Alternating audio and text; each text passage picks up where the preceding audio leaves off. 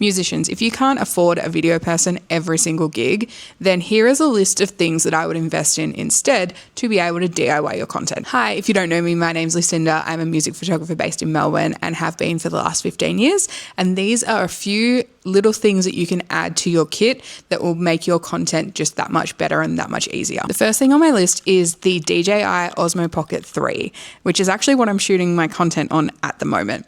I got the creator package, which includes this mic and a bunch of different accessories that help you kind of get more battery life and help you get started. I love this because it is actually a dedicated piece of equipment that I can shoot behind the scenes content, set it up and forget it. It's also got like live tracking on it as well. The video quality is incredible and it means that I can save everything to an SD card rather than to my phone's memory and put it on a hard drive, which we'll talk about a little bit later. They are a little bit expensive, but still a great investment because they're so small and so portable and you can just set them up and film in so many different places. The mic is also a great addition because you can do this talking to camera like interview style thing if you're in a band and you can interview each other, but just a great staple for your kit. The next thing I'd recommend is a pretty sturdy iPhone tripod. I got one off Amazon. It's one of my favorite tools that I use. If you don't have the budget for the DJI, this is the next best option to shoot on your phone. You always have your phone. It's always within reach. So being able to actually shoot really great content on your phone is helpful. The tripod will just make that slightly easier than trying to like jerry rig something onto a speaker stack or like gaff taping your phone to somewhere.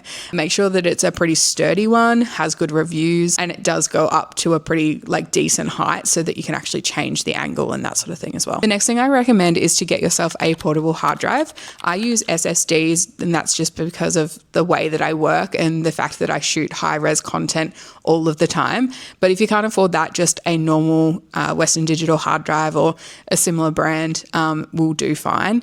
It's good to just have that content separated out so that you have a place for it to be rather than just on your phone.